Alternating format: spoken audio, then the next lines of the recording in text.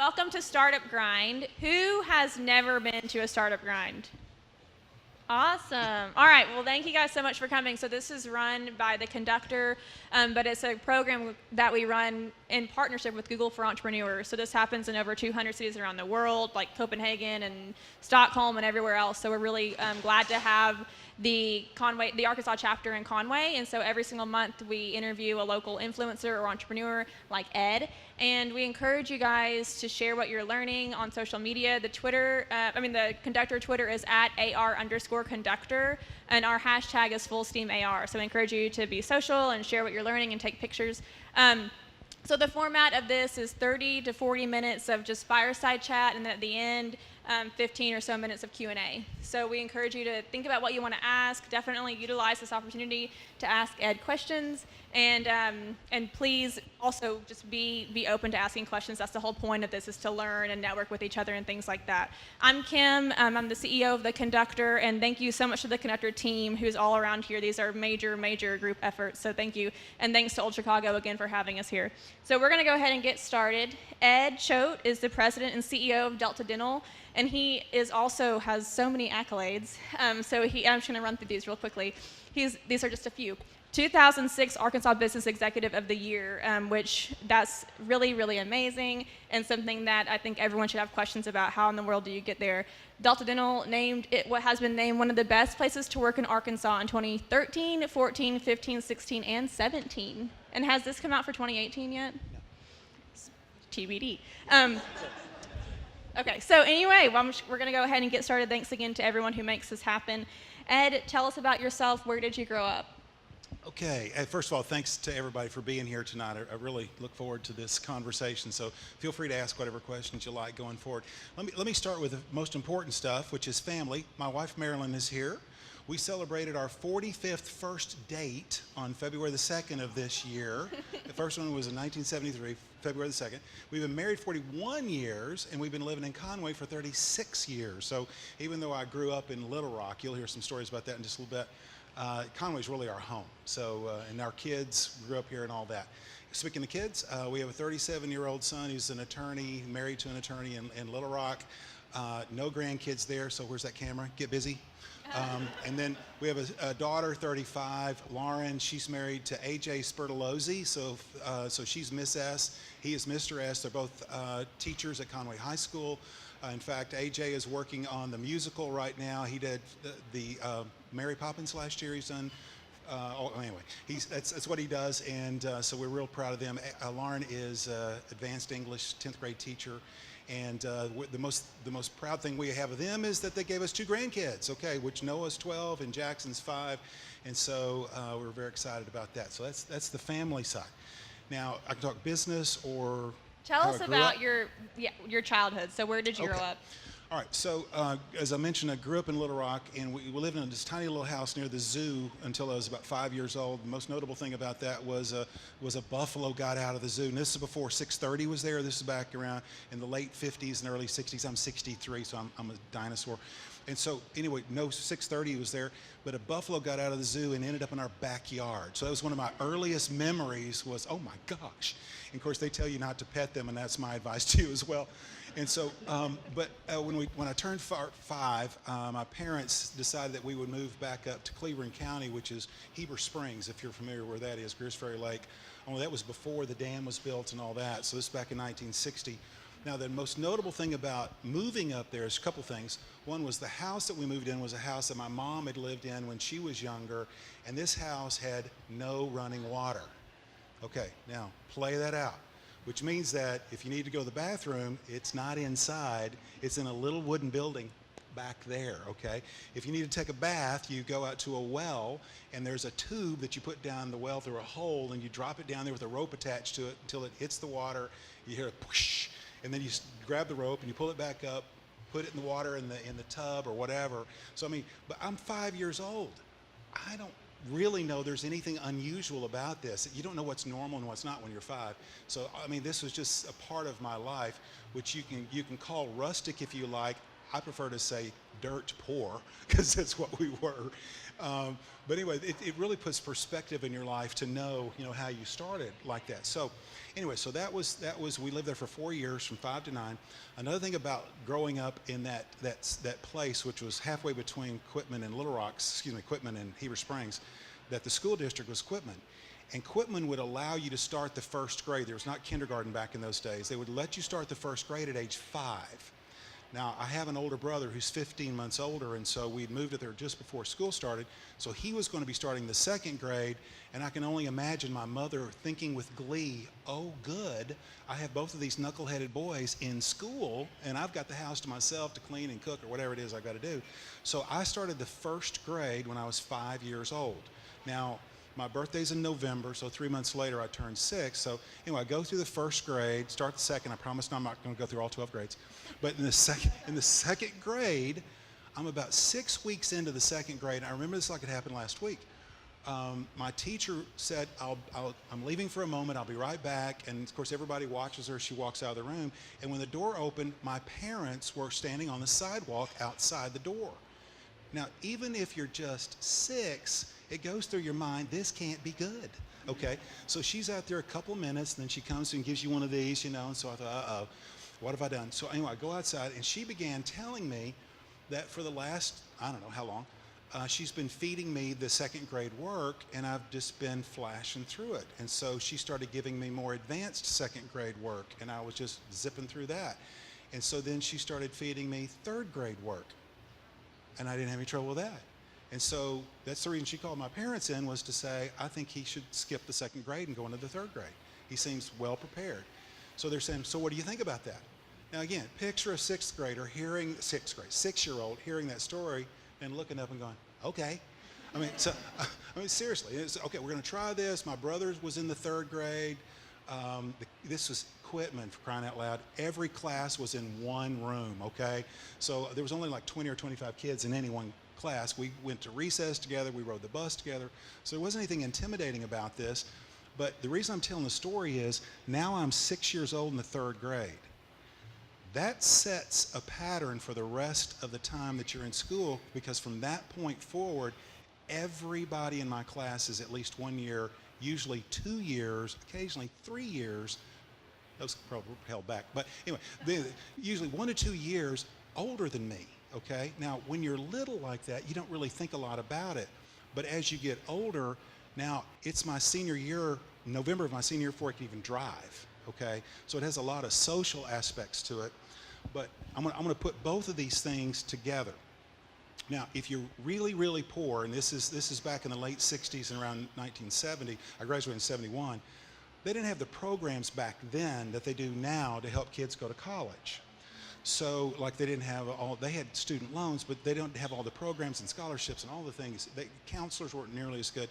So in my mind, the only way I was going to get to go to college was through some sort of scholarship.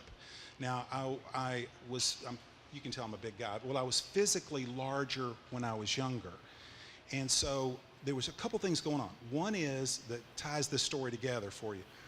One is, when you're that dirt poor, you know it, okay? You don't have the same clothes that the popular kids have, and that is a big motivator, okay? There's a fire in your belly that goes, I'm gonna change this. We're gonna do something different here.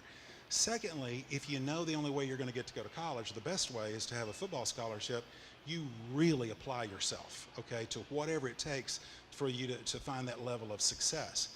Now, the last part I'll tell you about this is, now we're only there 4 years, moved back to Little Rock. So I'm now in Little Rock Public Schools, going through school.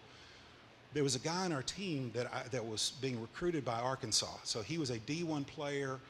Everybody in the South was going to be looking at his film because he was going to be recruited by a lot of different teams. Now, of course, I'm factoring in, if they're looking at Ray, he played offense and so did I. If they're looking at Ray, they're going to see me, because I'm in the same frame, okay, as him. And so if I can just somehow, elevate my play, I got a chance of getting a scholarship too. Well, I didn't get a D1, but I got 3 D2s, okay? So ended up getting a college scholarship, which kind of ties this all together, that even though you got some things that appear to be significant setbacks in your life, go for it. You can do it. I have a follow-up question to this. So have y'all heard of the gift of a year, that term? So this is like a theory in parenting where if you have a kid who is on the borderline of they can either be the oldest or the youngest in their class, so that they should be the oldest because they'll always be set back their entire life if they're, and they talk about sports, and there's like stats that you're more likely to go pro if you're the oldest in your class your whole life. So when you were telling me this the other day, I kept thinking, you are totally going against all those stats because you played college, you got scholarships, and you did better than people you were younger than. So I mean, what do you think about that as far as, did you ever have any insecurity because you were younger than people, or did it just not even cross your mind? That's a fantastic question, and a part of this is human nature. You tend to, this, I'm going to sound like your mama now, okay? You tend to behave like the people that you're around, good or bad, okay, right? So if beginning at age 6, you're surrounded by people age 8, you begin to think like, talk like, act like people that are older than you. That doesn't mean you're socially or emotionally more mature, it's more behavioralistic, okay? But it can affect those things. I honestly didn't think a lot about it, probably until I got in high school. And you're trying to figure out these things in life, and of course that time junior high and high school is difficult anyway. Plus, you girls are always a year or two more mature than guys, even if we're the same age. So there's some things that are challenging about that. But when it comes to sports, I think there's a lot to that. I think just a few months when you're young makes a huge difference, just in your, not just your physical abilities, but coordination, thinking skills, and those things. So I think there's a lot to it. It worked out for me. Okay, so what'd you do after college? Okay, well, let me stay in college just for a second. Okay, so I was now again, I'm 16 when I'm going to college. So so I didn't exactly have the most focused life, when it comes to college at 16. So I'd say my freshman year and first part of my sophomore year was sort of unfocused. I mean, I went to class and I did things you're supposed to do, but I really didn't know what I was aiming for. Okay, but met Marilyn, and so that started coming together. And hadn't got a new roommate who was majoring in accounting, and I thought, what's that? So my first accounting class, sorry for you accounting majors, I was going, oh my God, this can't be what business is about. But started getting marketing and management and other classes, and all of a sudden, two things happened. I'm starting to see this is what I love. I love the study of it. I love the ideas of it. Marilyn and I are starting to think about our future long term, and so you kind of start seeing your life coming together, like that, which is a huge motivator. So anyway, I majored in business management, minor in economics. And when you're a senior in college, you go through all the interview routines, and so I was interviewing anybody who would sit still long enough for me to talk to them. The best opportunity that I knew of anywhere. Now I went to school in southern Arkansas, down in Magnolia. Okay, so this is southern Arkansas in 1975. Just put this in context. The best job I knew anywhere was Georgia Pacific, had an industrial relations position. Now GP is a Fortune 500 company. I mean, that is like a ticket to heaven right there for a kid like me. So I interviewed for the job, I won't get that. So I kept looking around. They came back for a second interview, offered me the job. Okay, so I'm thinking, okay, I'm set. So moved to CrossIt, okay, and I want to be very sensitive. Anybody here from CrossIt? Family in CrossIt? Okay, yeah, all right. CrossIt's a great town. 1975, there was not a single brand restaurant in town. There was nothing that was branded. In fact, it was intentional. The local merchants wanted everything to be local merchants business. So it was really hard for a then 20-year-old kid who just graduated from college to have any kind of life outside of work at all. So I'd head over to see Marilyn. She was teaching in Camden, but living with her mom and just outside of El Dorado. But I'm working for GP, great company, but it's a paper operations. Now that's a nice way of saying paper mill. Now in 1975, that did not smell good at all. Now some people who work there said it smells like money. Something happened to their nose along the way, I'm not sure. But what happened to me was my apartment smelled like a paper mill, my car smelled like a paper mill, my clothes smelled like a paper mill. So I go over to pick up Marilyn for a date, and she goes, "We're not going in your car." So And I understood. And so I thought, is this where I want to spend my life? Okay. And it's a difficult decision to make when you're 1 year out of college, you've got your dream job for a Fortune 500 company, and you're going, okay, let me picture myself 5 years, 10 years down the road. And I just couldn't see myself there doing that. So I was talking to a friend who's living in Little Rock, or actually a friend's father, and he said, I'm not going to name the name of the company because I'm going to tell a story that's not complimentary in just a second. He said, I work for this company. It's also a manufacturer. It's a great opportunity. By the way, my starting salary at GP was $8,400, okay? Now, if you're broke, that sounds like all the money in the world until you have to pay rent, pay your car payments, and that stuff. Oh, and there is that eating thing. And so it wasn't a lot of money. And he offered me $12,000 a year. Now that is all the money in the world, when you're making 84. So I moved back up to Little Rock, and this company, let's just say at that time in its history, corporate history, was not well managed, had serious cash flow problems. They were pushing product out to their customers well before they were needed to go out. Their quality assurance was not good. My job was customer relations. So my job was to talk to those customers with their new product, find out what was wrong, and fix it. So after about 3 months, I'm being real candid with you here, I was saying to myself, I'm too young. I'm too impressionable. I've only been out of college 1 year. I don't want to learn business from these people. I need to get to a better place, and I don't know what that is, and I don't want to job hop. So I called my coach back in Southern Arkansas, and I said, hey, could I come to be a graduate assistant for you? I want to get another degree in business education, and I want to go back and teach and coach. Marilyn and I hadn't gotten married yet. And I'm going to go back and teach and coach. I want to work with kids for a little bit. And then when the time is right, I'll get back into business. And he said, you can't start before Monday. So I went back to Magnolia. I was a graduate assistant, and I'd played tight end in college. And so they asked me to coach the tight ends. So I worked for them for a year, got a second degree in business education. And then I got hired at Parkview High School, which is where I graduated from high school in 1971. This was in 1977. I was hired to be a football and basketball coach there. Now, I can't spell basketball, okay? I knew football really well, but I could roll the balls out and, tell them if it was a foul, but that was about it. But it was a great 3 years. I had a terrific time working with kids and really enjoying that. And along the way, we won a high school football championship. We won a high school basketball championship. I was the coach of golf and tennis. And the rule for that was, if you can't beat me, you can't be on the team. I mean, that's how bad I was. But I had the male golf champion, and I had the female tennis champion. And I didn't teach them anything. But it was great. So anyway, starting the third year, or about halfway through the third year, Marilyn announced that David was on his way. So I said, okay, I'm good for my word. I'm going to leave coaching. And so I left Parkview. But here's where networking and friendships play in. We lived in Maumelle, and I was playing basketball one night with a friend of mine, and with several friends of mine, but this is in between pickup games. And he asked me what I was going to do for the summer, because he knew I was a coach, and he wanted to know what I was going to do. And I said, well, I'm going to look for another job, because we just found out Marilyn's pregnant, and so she's due in August. And so I've got a business management degree, and so I'm going to go look for another job. And he said, hey, I work for Blue Cross. We've got an opening. I'll get you an interview.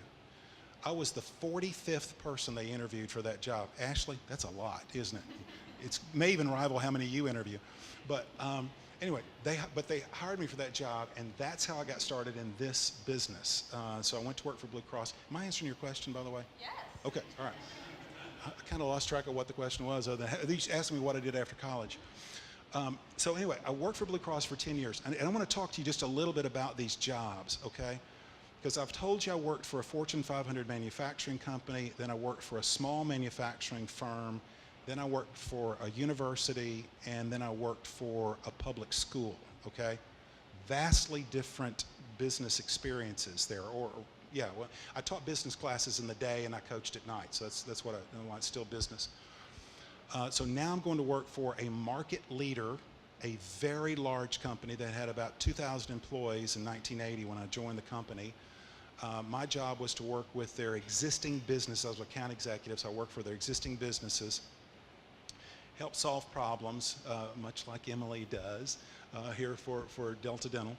And anyway, that was my job, and I was part of I'm going to call it a flight of new employees that Blue Cross was hiring to rebuild their sales and account management area. So there were several of us that were very similarly aged and positioned, there's mindset, that all came in about the same time, which made a very competitive environment, which was good, okay, because we kind of drove each other through that.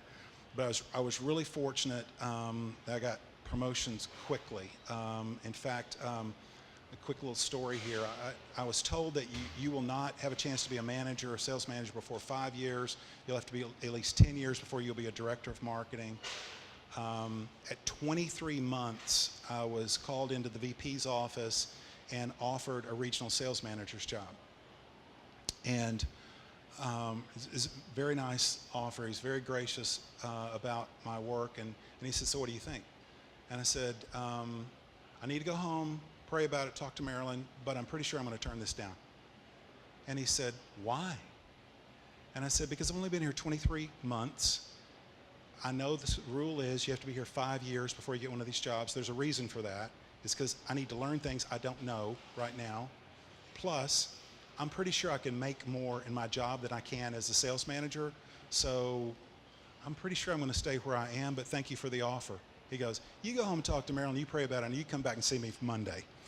And so he said, here's what you just did. You just told me I'm choosing the right person because you know your limitations, which means you'll come see me before you do something wrong, and you're not doing it for the money, which is why most people take the job. So I thought, okay, all right. So anyway, I took it. Let me tell you something. There was some good in that because it's a fast pace to learn things. There's some bad in that because it put me in a position faster than I probably needed to be. So I found myself making mistakes that I wouldn't have made if I had been more seasoned. But I was in that job for 3 years, and then, so I've been there 5 years, and two things happened. One is I got promoted to the director of marketing position, which was over all sales, all account management for all of their companies, which was fast. And right after that, now, this is 1985, and so David's 5 and Lauren's 3. Right after that, a company that we were working with that was a entrepreneurial, just brand new emerging company in managed care and managed healthcare approached me and asked me to go to work for them because I'd gotten to know the two owners of the company and the entrepreneurs of it, and they wanted me to come to work for them. And I got to tell you, this is just, you're either cut out for that you're comfortable in a startup and the risk associated with that, or you're not. Now bear in mind, I'm working for a big company with a big brand. These guys were disruptive innovators with no brand but a great model. And I just said, no, I'm not going to do that. So, because we had 2 babies at home and all that. So worked for 5 more years at Blue Cross. They came back after I'd been there for 10 years and offered me the job again. Okay, that time I took it, okay? Because I'd been at Blue for 10 years. I was ready to do something different. These guys were on the leading edge of something really different. They were building healthcare networks in non-urban markets, which won't mean anything to you now because healthcare networks are everywhere today. But in 1990, they were only in urban markets. These guys were doing it for major manufacturers who had plants in small towns.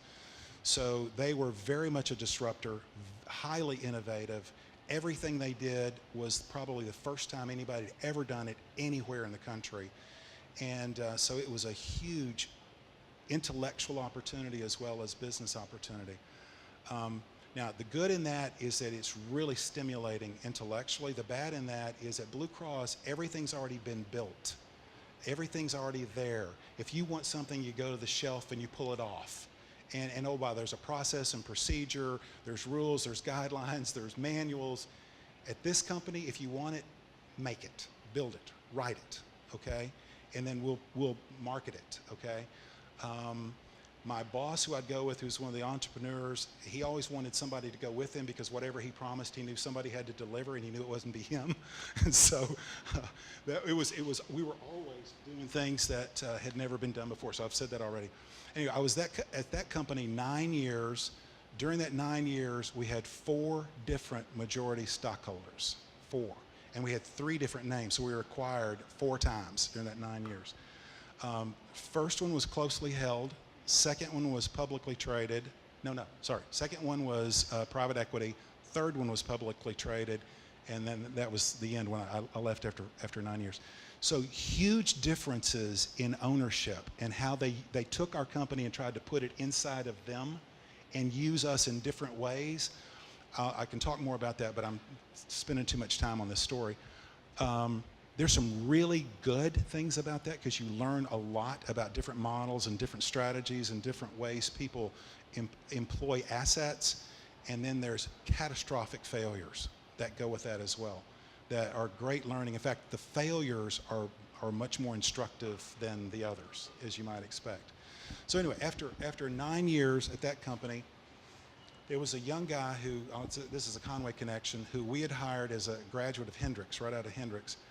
He had worked for us about 5 years and just rocketed through the firm, and then was hired by a hospital management company. His name's John Glassford. He works for Blue Cross now. He's the CEO of Health Advantage. And John was a spectacular young guy. I worked with him in lots of different ways, but never really doing anything other than trying to help a young guy, make it through the company. So John left, and then about 3 years later, this same guy calls me and says, could we have lunch? Sure. So we went, and he offered me the CEO position of a small managed healthcare firm called Novasys. Now, a couple things about that.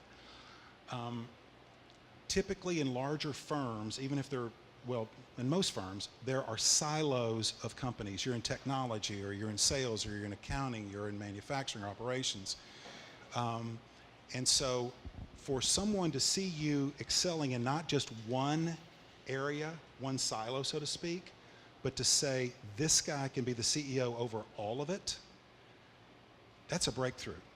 We all have to have that somebody who believes in us enough that you can do more than just this, you can do all of this. That is a big gamble, okay? So that, and remember I told you, that came from networking and friendships and relationships that you have with companies. You never, ever know who that person's gonna be, because I didn't see this coming at all. Secondly, I asked him why. Why are you offering me this job? The answer was that company had been formed 3 years before. They had $7 million of initial capitalization, and they'd lost 6 of it. They had never lost less than $1.5 million in any one year. We have $1 million left. We need somebody to turn the company around, and we think it's you. Will you take the job? And I said, oh, wait. You need a highly experienced turnaround CEO to do this. Why in the world are you talking to me? I mean, when you're in this situation, you got to ask dead-on questions. You can't be bashful about anything, okay? There's no out of bounds of a question in a situation like this. His answer was, this is a hospital management firm that he works for, okay, tenant. And he said, we know how to make people CEOs. We do it in the hospital world all the time. What we don't know is what you know about managed care. So we'll help you be a CEO if you'll help us turn this company around. So I said, how are you going to do that? He said, every Friday morning for an hour, the 2 guys from the executive committee will meet with you every Friday, and we'll talk about business strategy, business execution. We'll help you think through problems, and we'll do this. So talked to Marilyn, talked to the kids, said, boy, this is a big gamble, prayed about it, did it, okay? Again, that company never lost less than $1.5 million in a year, so their negative cash flow was somewhere in the neighborhood of $150,000 a month to $100,000 a month, somewhere in that range. We lost money for the first 6 months with cash flow positive in month 7, okay? So fast. By the way, when you're in that situation, you do not hesitate to make really tough decisions. You can't. The decision that goes soft on you can tank the entire company. So if there's somebody who's not contributing and they're just not a fit, and I don't say this in a harsh way, if you try to save the person who's not contributing, you can cost everybody else their job. By the way, there are only about 28 employees in this company, a small company. So anyway, cash flow positive by 7. I was there 13 months, and we were about 2 months away from being cash flow positive from the beginning of time that I was there. So anyway, great. And this wasn't me. This was everybody in that organization. So, but it was really a breakthrough moment for me, just as being a new CEO, huge challenges, and then having a chance to do something that everybody thought was not possible. By the way, we had no more cash calls, no more. I mean, we really had a good run there. Should I tell the little company story that I told you? All right. If you're comfortable. Oh my gosh, these are way too long stories here, so I'm sorry. So this team that's turned this, by the way, Novus is now Centene. Centene bought them. So if you know Centene, that's the company I'm talking about. So this is about 12 months in on this job. The guy who was the CEO and founder of the company I was talking about before that started that small managed care firm came to me and he said, one of our colleagues had invested in America Online. I know that hit its peak and gone before most of you were born, but he invested in America Online back in the 90s, and he had made $7 million in America Online. So it was the innovator of email. It was the creator, AOL, yeah. In fact, when I talked to Larry, AOL, yeah. So the guy's name's Larry Shore, and Larry was our technology guy, and he was also an epidemiologist. And one day I'm having a beer with him talking. I'm saying, Larry, what's new in your life? What are you doing? He said, you ever heard of AOL? He called it America Online. And I said, no. And he said, are you familiar with email? Now, I know that makes me sound like a million years old, but my answer was, no, what? And he began, fax machines were big then, okay? All right. So he began explaining to me what email is, and I'm going, you really think that's going to work? You think that's going to go? He said, I'm putting every penny of my income in America Online that I don't need to pay my rent, my car note, and keep my kids, with clothes on them. And I thought, man, that's really out there. Larry made $7 million in America Online stock. He cashed it all in and started a new company in Chicago. And these guys I was telling you about came to me and said, we want you to be the president of the firm. Now, this is an absolute pure startup. Now, it's well capitalized by Larry's back pocket. But so I first said, tell me more, listen to it. And I said, no. We got too many things going on here at Novus's. I really don't want to break up what we're doing because everybody's committed so much to get this company turned around. I can't leave them, so I'm not going to do it. He came back 3 more times asking me if I would consider it. So the 4th time, I said, clearly you don't understand the meaning of the word no. So here's the deal. I want a $2 million stock option, and I gave him 2 or 3 other conditions. And he said, why are you asking for $2 million? And I said, because if you say it's 2, it's really worth 1. I mean, this guy was a seller. I mean, he could do some things. And I said, and the other thing is, it's going to take at least 12 to 18 months before we can go through an IPO. There's going to be a blackout period after that. If I sell my stock as soon as the blackout period over, it's going to spook the investors. So I'm going to have to hold this stock for probably at least 3 years, maybe 4. It's going to be taxed when I sell it. I can make that much money at Novus's. So unless you can give me a premium upside through this, I'm not doing it. He goes, you'll have the papers in 3 days. So did. Now this is February of 2000. I'll tell you why that's important in just a second. So said yes, started going to my board members, the Novus's board members, telling them what I was doing. Every single one of them said, I hate that you're going, but when you get there, come back and talk to me because I want to buy what you're going to do. Because the idea and the model was so good. So between the time right after I said goodbye to the last board member, it was like days later, this was in 1st of April. What happened 1st of April 2000? Stock market crash. The new economy, the tech bubble burst. So, and this was one of those companies, okay? So all of a sudden I'm going, oh, expletive. I've just said, by the way, the chairman of the board was the first one I talked to, and when I told him what I was doing, he said, the timing on this is pretty good. I've just been told I have to move to St. Louis to keep my job. As you're telling the board members that you're leaving, would you tell them I want the job? And he said, I think they'll like that. So I'd already sawed the tree limb off behind me. I'm gone, okay? Because he now has my job, all right? So I called these guys up and I said, what does this mean to us? And of course, they had the answer of, that's just getting rid of the stupid money. The money from the private equity guys is still there for companies like ours. So I was crazy enough to go along with that. But I flew to Chicago for the first day of work. I'd been there about 45 minutes. This is a true story. 45 minutes. This was back when you didn't get email. They brought you a message on a little pink pad, with a note. So they brought me one of these little pink pad notes, and it says, call your wife, not an emergency, just whenever you have a break, call your wife. Marilyn never calls me at work. So I'm thinking, she's soft selling something really bad, so I won't panic. And so I finished up the meeting I was in, I called her and said, hey honey, what's up? She goes, how's the first day of work? And I said, well, I've just been here an hour, so far so good. I said, what's going on? Anybody here know Greg Hatcher? Greg Hatcher? Okay. Greg and I are very close friends. And she said, Greg has called twice this morning. The Delta Dental of Arkansas CEO job is open. He thinks you're perfect for it, and he wants you to interview. What do you think? This is Marilyn. What do you think? Because she knows this is a high-risk job that I'm in. So I said, honey, you're not supposed to be thinking about your next job on the first day of your new job. And she goes, I know. But Greg called, and this sounds great. So would you interview? Or would you call Greg? And I said, yeah. I'll call him after work. So anyway, so finish work, we go out to dinner, new guy, they take you out to dinner. So this is Chicago, so I came home and called Marilyn to let her know had not been killed on the streets of Chicago. And so she says to me, Greg has called twice more. Now this is 4 times, this is so Greg Hatcher, 4 times in one day.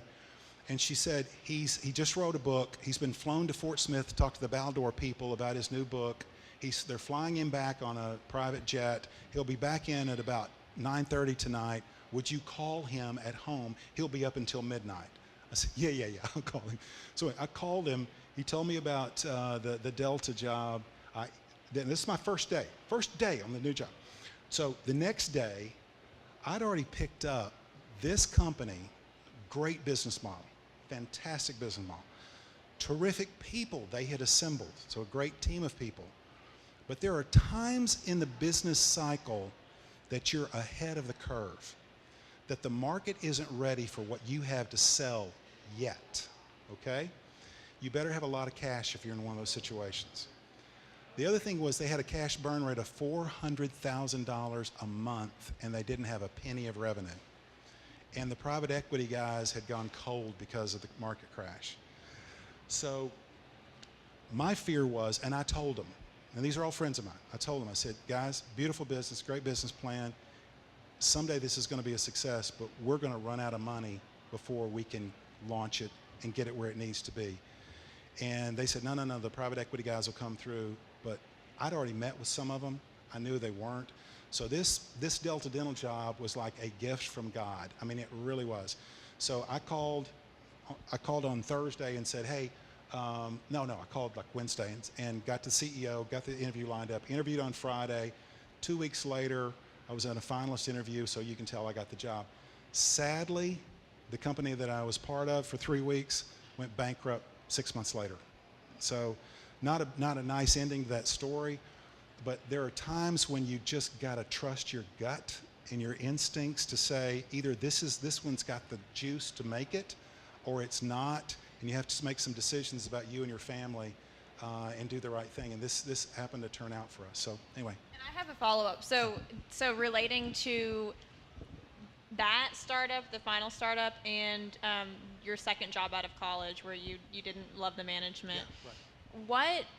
What for you was the moment where you were like, okay, this is not what because that's a hard decision. A lot of people would just stay and just kind of try to make the most of it. So what's your advice for when to leave a place that's not meeting your needs? That's a great question, and it really does get back to what I was saying a moment ago. You have to trust your gut. I mean, there are times, you sometimes will go talk to people in your life and you'll say, I've got this opportunity or this opportunity.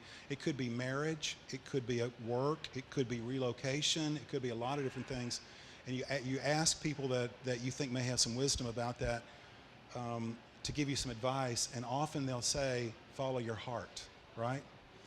There are times when you will feel this is not right for me anymore, okay? And it can be a lot of different reasons. But when you start getting that feeling, you've got to listen to it, okay? Now, that doesn't mean you bail tomorrow, but you got to start thinking about, why does this exist? Now, there are ups and downs in business, right? I mean, there are great days, there's great times, and then there are really, really hard times. So just because it's hard doesn't mean you bail. But if you're not seeing the right team, right management team, you're not seeing the right business plan, you're not seeing that it's got sustainability, and you don't think you can be the person to make it different. And by the way, they kept telling me that that's why they hired me, was to do that. I mean, you just got to know. And then, by the way, I had another job before I left that one. Okay, so I actually checked the market out to say what else is out there that could be better, that's more a fit for me and my desires in life. So I secured that before I pulled the trigger over here. For the out of college or for the Yes and start? yes. So, question about how long were you at that job, your second job out of college? 3 months. So, and you said, so were you not, is one of the reasons you switched career paths completely because you felt like 3 months wasn't long enough to stay at one place? And what I'm getting at is, do you think that it's true that you need to be at a place for a year? No. Okay. What's your feeling on that? If you're hiring someone, do you judge someone based on how long they were at companies, or do you take? What are your thoughts on that? Now. Okay. All right. So great question. By the way, so Blue Cross for 10 years, Novasys 9 years. Bergen and Dietrich, now CoreSource. It's HealthScope. I'm sorry, it's all those different names. I was there for 9 years. Novasys for 13 months. Helix for 3 weeks, which was the one with the $2 million stock option, turned out to be worthless. So what I would look for at my resume is not so much that I had short tenure in 1 or 2 firms, but when you're in the right spot, you stay, okay? And if from an interview process, you might be saying, why did you stay at these companies and why did you leave? Because if you can make a plausible explanation of your logic and why you felt like you weren't right there anymore, be ready for the next question is, why do you think you would be right here? Why do you think this is the right job for you? What are the elements that you think are going to motivate you and keep you around? And by the way, when I interviewed for the Delta Dental job, I was still at Helix and I'd only been there a week. Okay, so the board at Delta Dental's going, what are you doing? Okay, you just left Novasys, which was a spectacular success. You took this job with Helix. Why are you talking to us? So I had to answer that same question myself and satisfy them. So is one way to mitigate that to switch career paths completely, like the coaching thing? I mean, is that one of the reasons you went into coaching, because you're like, I'm just going to try something totally different and see where that takes me? Okay. The logic there was I really wanted to stay in business, but I didn't. Anybody in here a business management major? Okay, jack of all trades, master of none, right? Okay. Unlike accountants, unlike technology, where you've got a very pre-med, okay, very specific career path. So I knew I was well trained from an academic standpoint, but I didn't know what I wanted to do as a job. And so I'd already made a mistake by taking this one. So my confidence happened to be a little low at that point about I didn't know how to choose the next one. So I thought, instead of just job hopping to try to find the best job, let me go do something I know I want to do that will fulfill my heart, which is to work with kids and that stuff for a little while. And I really thought, I'll get to work with kids and I'll get to meet their moms and dads. And maybe one of them will be the link to my next job. And as it turned out, it didn't happen that way, but it happened through a friend who said, I've got the answer. Okay, well, I didn't want to harp on that, but I've been obsessed with this stat lately. 85% of people either hate their job or feel disconnected from their job, which is a lot of people. That's a lot. So I wanted to ask you your thoughts about that, and how do you feel as an employer about, how do you try to fix that in your own company where people like to come to work every day?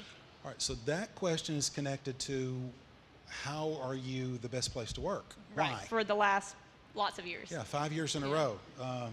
And by the way, you can count on one hand the number of companies that have been best place to work 5 years in a row.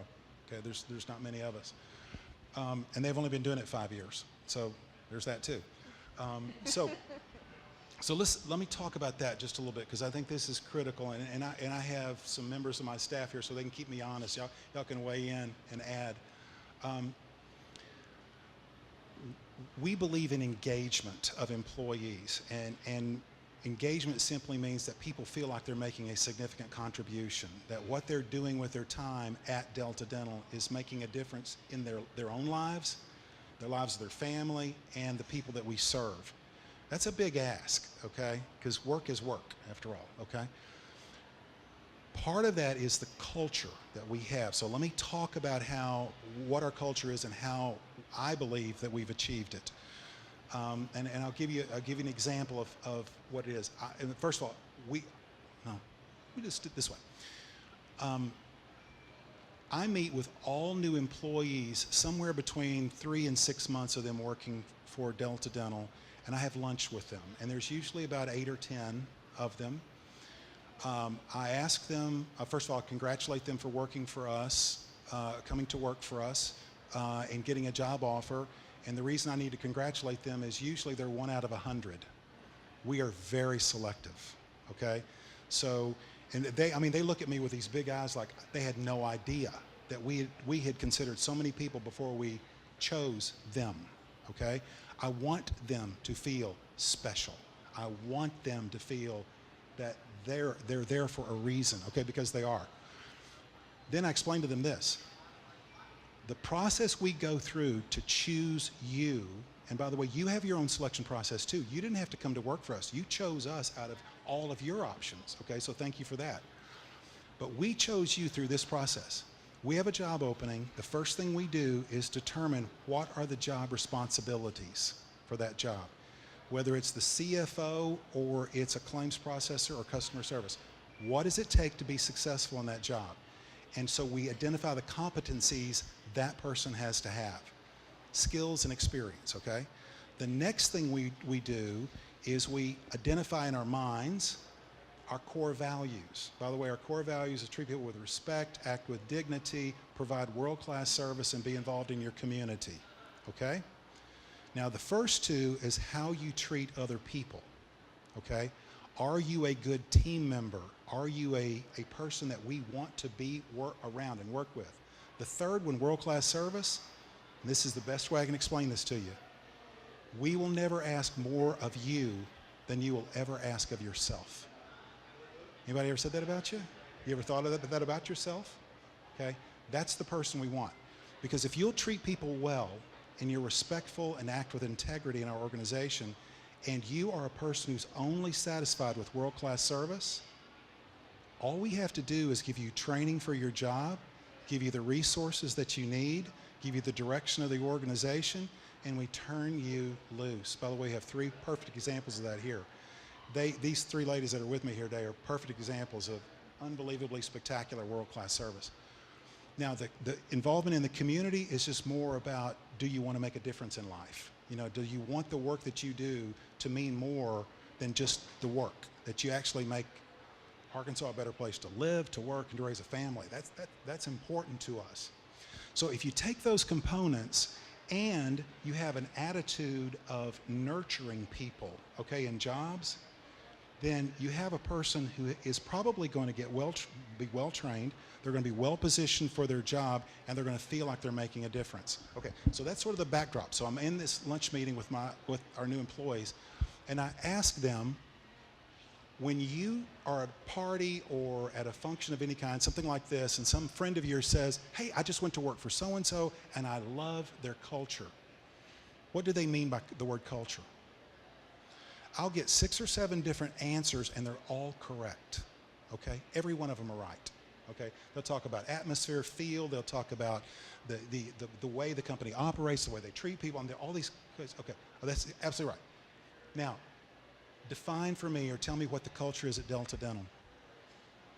And all of a sudden, they start telling me how nurturing, how caring, this is my family away from my family, and I just love my coworkers, my supervisor is so great to me.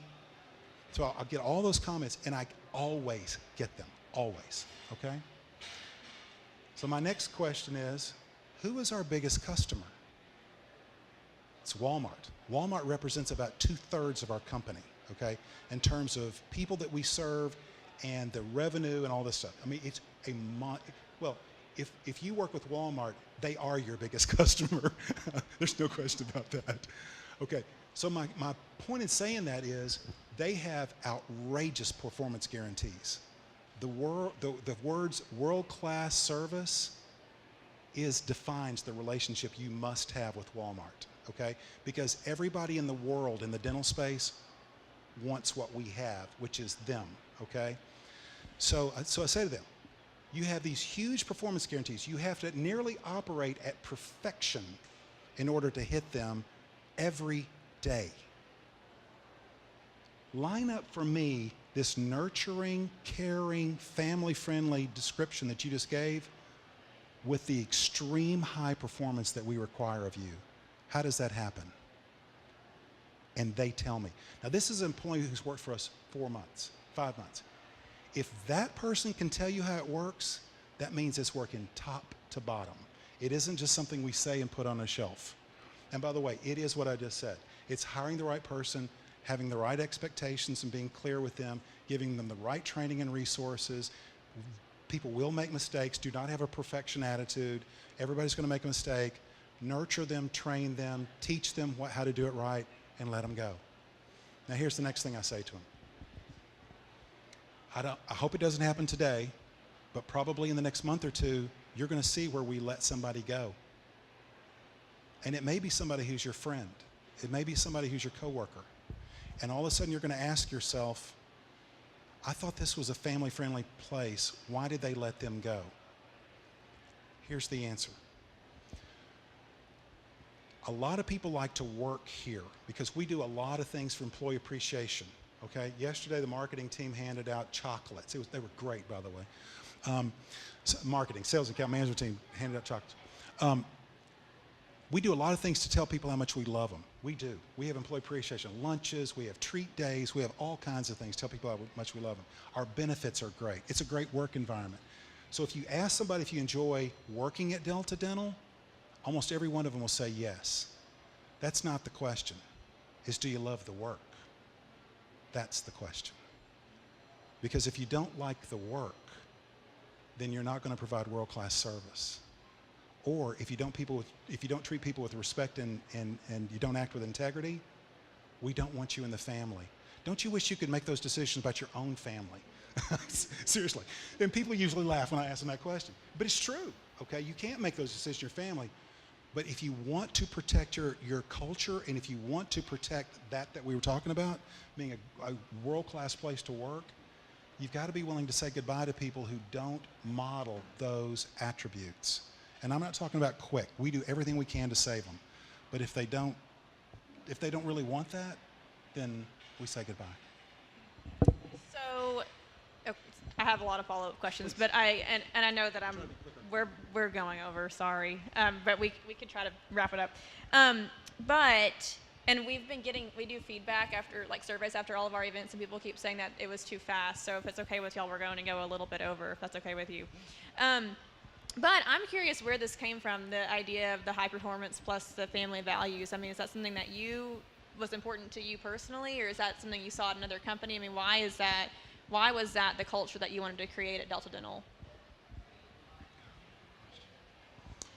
That's a great question. I don't think it was anything that I sat down and had some divine notion that this is it, and then began to spread the gospel. I mean, it just wasn't that way. The integrity and treat people with respect has always been just who I am, as well as engagement. And I'll go back 18. I've been with Delta. It'll be 18 years this summer. 18 years ago, before I was with Delta, my predecessor, who was the founder of the company, and by the way, it usually takes a different type of person to start a company than to take it sometimes to the next level. So I have huge respect for him for what he did, okay? But he was a command and control employer. His thought, because he said it to me, was, I make all the decisions, they do the work, okay? By the way, turnover the year before was 50%, okay? And so right away, that is not me, okay? My role is I want feedback from every single person in the company. I don't care if you're the person who sweeps the floors. I want to hear how you think you can improve your job, because nobody knows it better than you, right? So a very open approach like that. I think the world-class performance just sort of evolved, where we knew that's what we had to do to survive and to keep Walmart.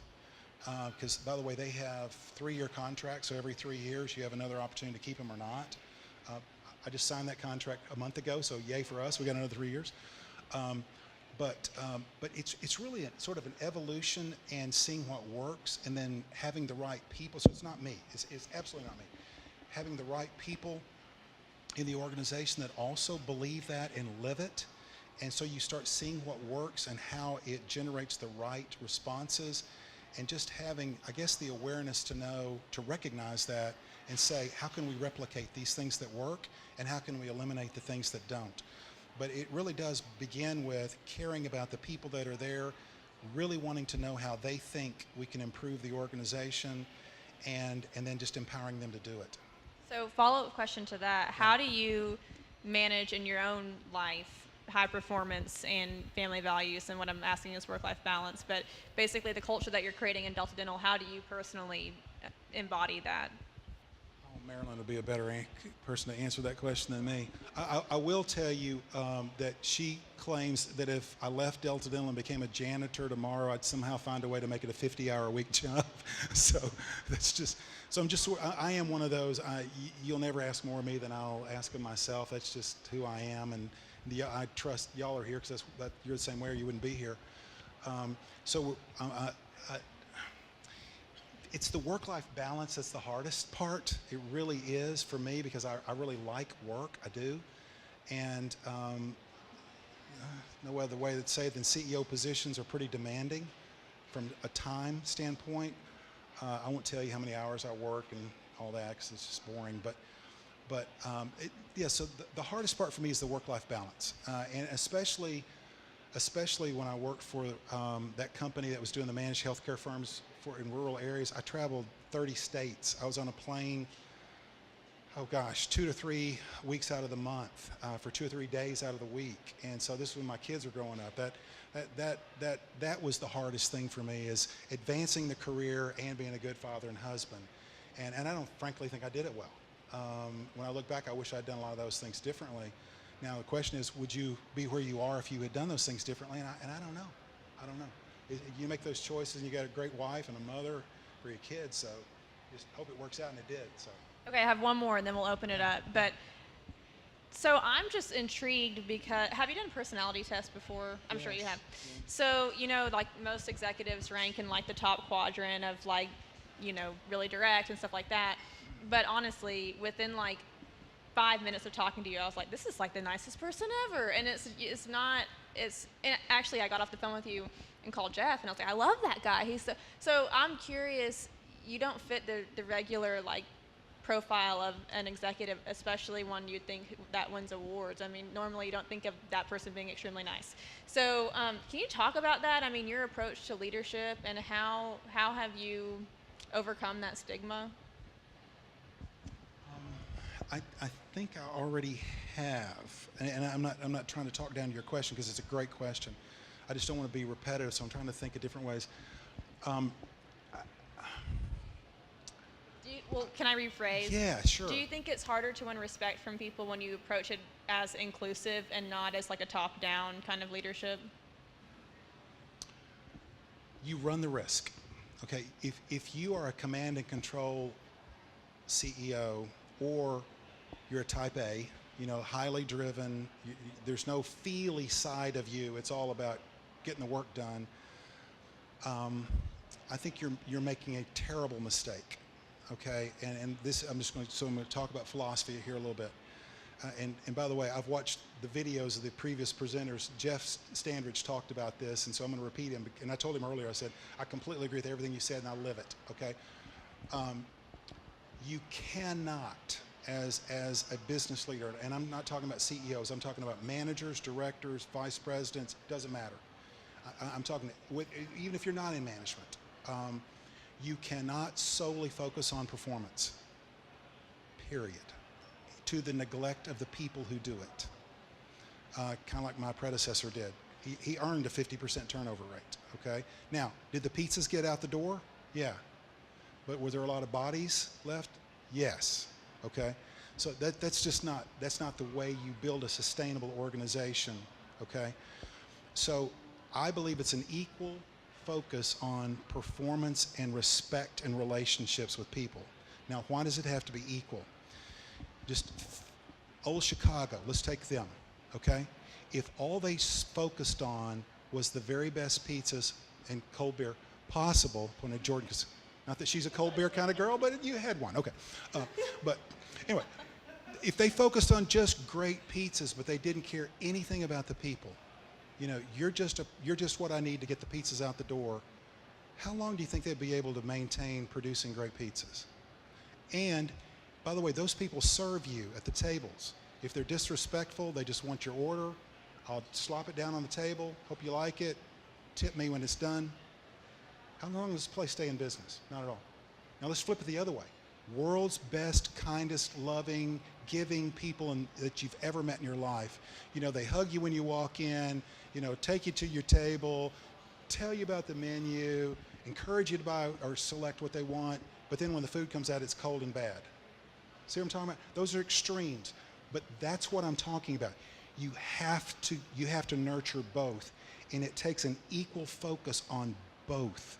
And so with that, you get people who, and you've got to hire right. You have to, that gets back to what I said before. You have to understand what the job responsibilities are. You have to make sure that people understand what we ask and expect of them.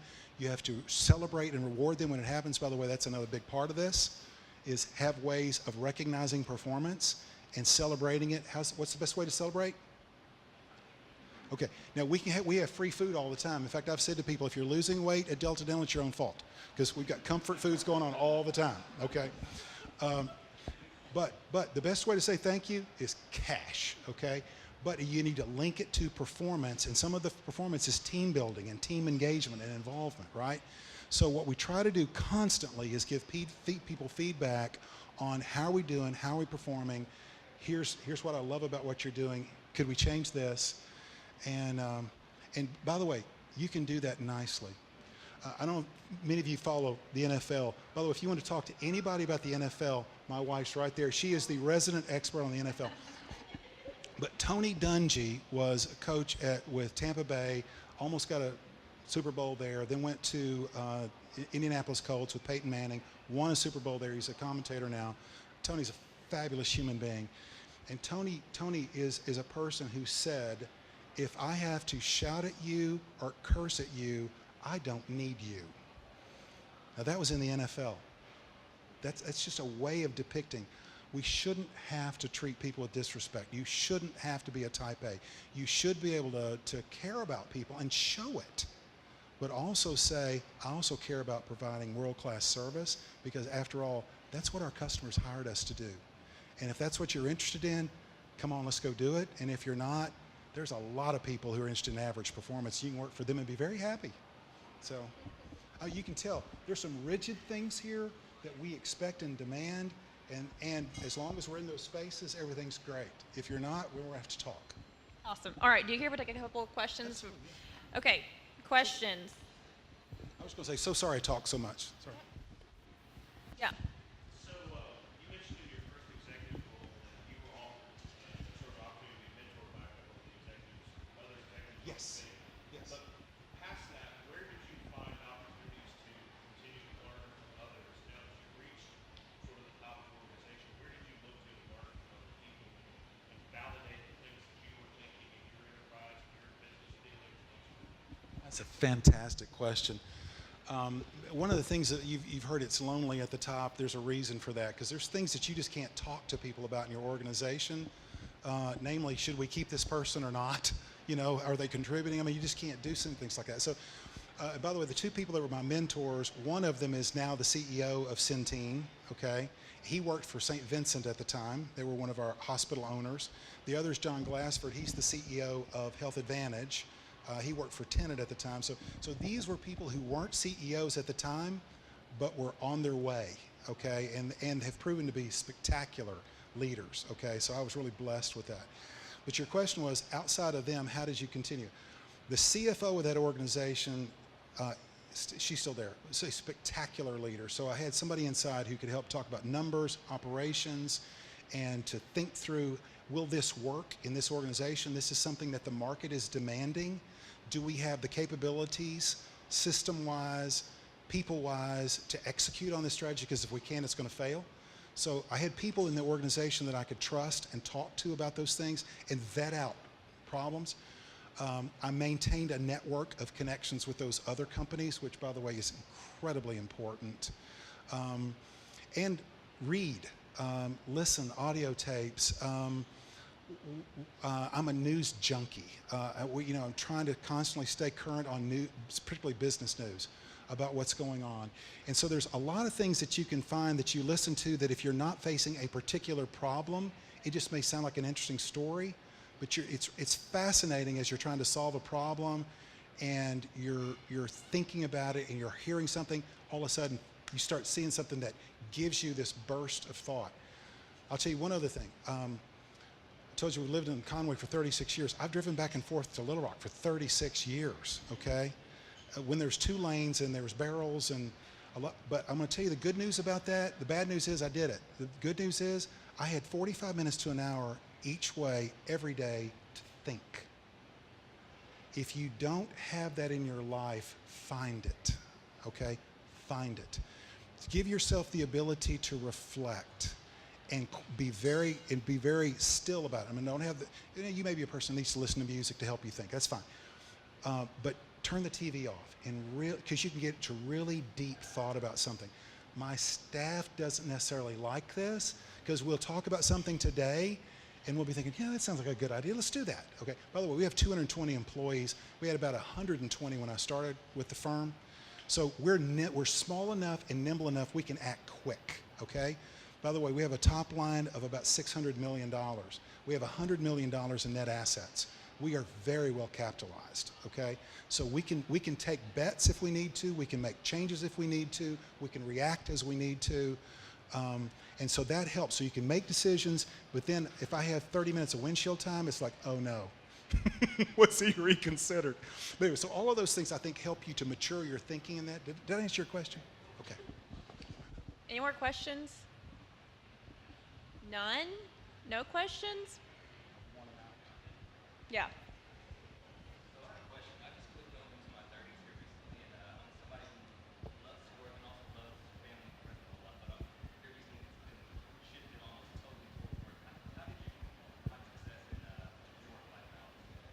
Personally? Oh. How did I do what? I think it's Colgate Optic White or something like that. Yeah, it's my 5-year-old grandson used it and he said, Papa, would you too? And I said, yes. So, God, that is so hard. I would say, to the extent that you can, put priorities around your time. You know, there are times when you have to work 12 hours a day, whether it's at the physical work site or at home. Find time if you can to unplug. Marilyn has to sometimes tell me, put that down, okay? Let's talk, all right? And you got to respect that, okay? But with kids especially, it's important to be able to give them the time they need, be at the game, be at the dance recital, make those moments that you can count. By the way, I am not one who says it's more about quality than quantity. I never allowed myself to use that as an excuse. If I wasn't there, I wasn't there, okay? Now, I'm not criticizing anybody who believes what I just said, that it's more quality than quantity. I mean, if it works in your family, do it. That's just not me. I think I've got to be there for my kids, and I think they would say most of the time I was for the important stuff. At least they tell me that. Maybe they're just not trying to make me feel good. But you've somehow got to prioritize, because it's the work and the product from that work that enables your family to do and achieve what you want there. Okay, so you have certain objectives in family that work makes possible, and I think your family, if they see that as a good trade, then they're more forgiving for that. But it's just something you just talk about. Ask them. That's the other thing. If you ask your family, am I spending too much time at work? They'll always be nice enough to let you know. All right, we end all these the same way. What's one piece of business advice you would leave us with tonight? All right. So most of you are young here, so I'm gonna stage it this way. Folks at Delton have heard me say this before. You are applying for your next job every day in your current job. You cannot say, I'm going to just coast for a while, I need some time to rest. And maybe you do. If you do, just understand, I'm taking a time out on my advancement in my career, okay? You can't also wait till that great next job comes available and then put on your best clothes, make sure you're early, make sure you're attentive, and expect people not to remember every other day. It doesn't work that way. Here's how I learned that. Remember I told you I got hired at Georgia Pacific and I didn't know why? I asked them, why did you hire me? And the answer was, your marketing professor was the one that we leaned on because he knew all of the applicants here. And we said, which one's the one? And he said, it's him. And then they told me why. I had no idea every day that I went to his class, every day that I did an assignment, every question that I asked, every question that he asked of us that I answered, I was applying for the Georgia Pacific job. No idea. That's the way it happened, though. You heard me talk about friends who led me to the next big career break in my life. Same thing. It's people that you know. The guy that gave me the break for the first CEO job. Forgive the use of terms here. He was a kid. We just hired him out of Hendrix, okay? I mean, I was like 15 years his senior. But I always treated him with respect, and because I respected him personally.